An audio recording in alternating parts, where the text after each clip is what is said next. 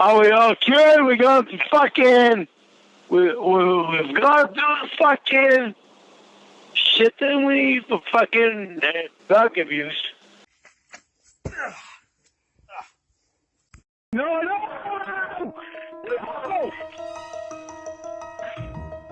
Are you listening? Oh, you're gonna like this. You're really gonna fucking like this. Sean from Little Grounded. I'm gonna talk today about the new RaptorBacon call and parts of it that just highlight what a piece of garbage he is. I have my son with me. If you hear any noise in the background, that's it. But this new RaptorBacon call is about Lorne breaking up with Winnie so she can better herself in rehab. Now, if this was multiple choice, I would say, do you think A, it's all about him, B, he really does believe this is going to help Winnie, or C, his main concern is that he won't have any catfish women to talk to? I think we know it's A and C. Trick question. So this call starts out with him being Crocodile Tear Master, Crocodile Tear Dundee, and he's really laying it on thick for Debbie. Because in Lorne's head, all he's thinking about is how long is it going to be before I can talk to her again. Debbie keeps telling him this was the best thing possible. This will help her get better. This will help her get right.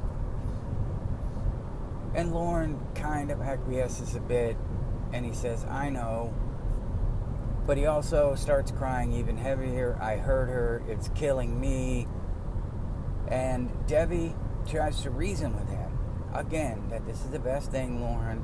This is the best thing. And Lorne immediately snaps, which is more proof to what I said, that all he cares about is whether or not he gets to talk to her on the phone. This is nothing about getting better. I think he was really pressured into this, and that's the only reason he did it. He starts threatening Debbie immediately that if anyone tries to prevent them from being together, he's going to lose it. Because we know he can unload abuse on Winnie. He can accuse her of cheating. He can be the worst human being possible. And she's going to stay. Which should have been a cue right there. Like walking in and seeing the brownies. Or two chairs facing each other on To Catch a Predator. That should have been a sign.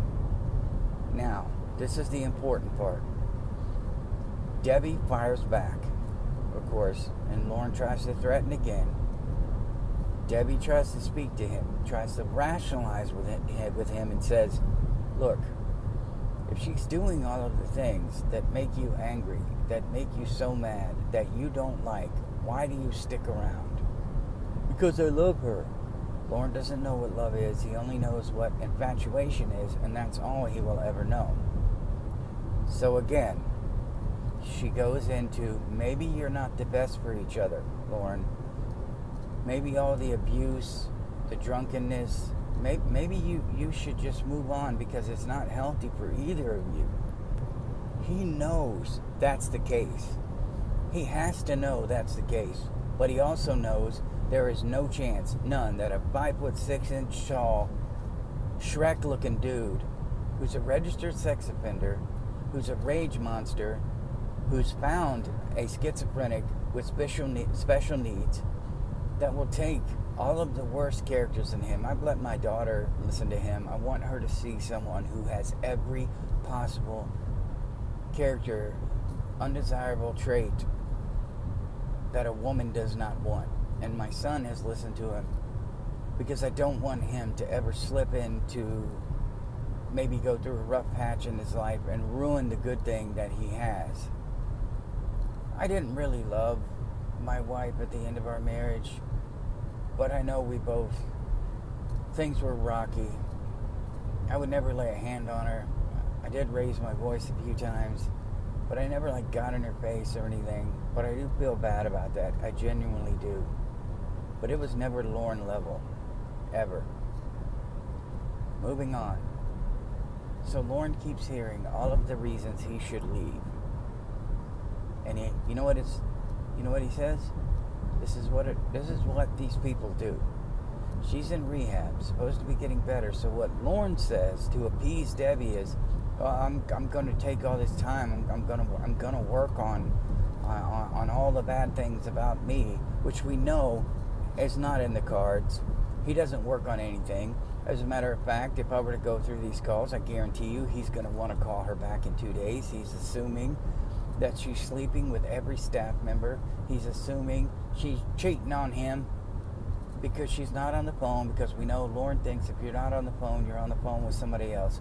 And every time she threatens to break up with him, he says, go get your other guy you got in the lineup. You got a guy in the wings. You got all this.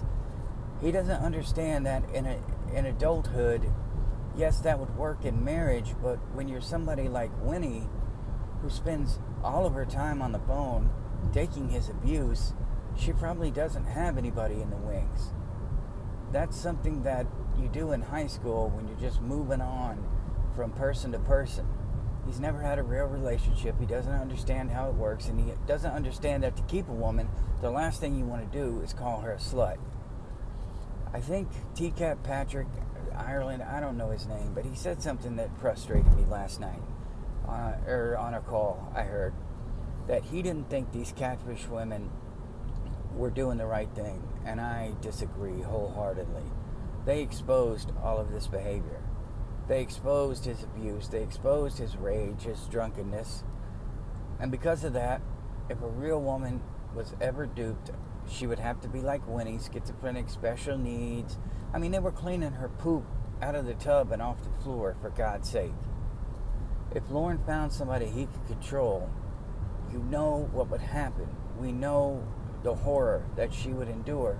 And because of these catfish women, there's a record out there, a record of just what he's capable of.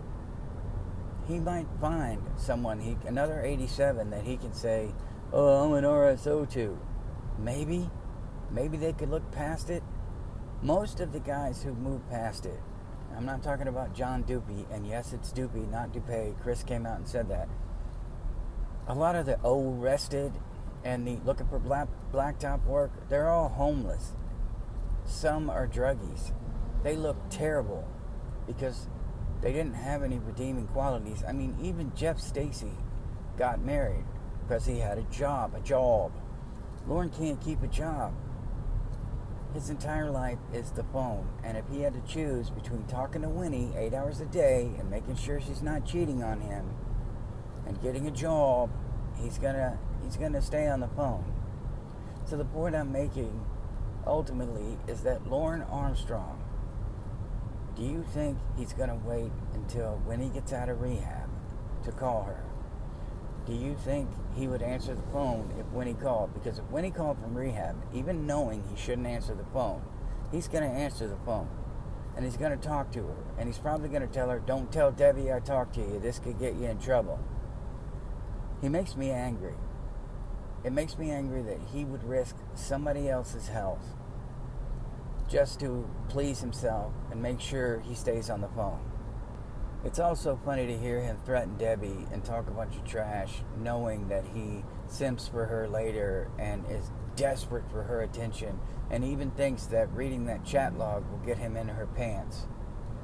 But that's just my opinion. If you find somebody who's so selfish that they won't even let somebody better themselves, and if you find somebody, if I was a real person and I was dating someone, even if I thought I loved them, and they had all those bad qualities, and it didn't appear that they were going to work on them, I would move on.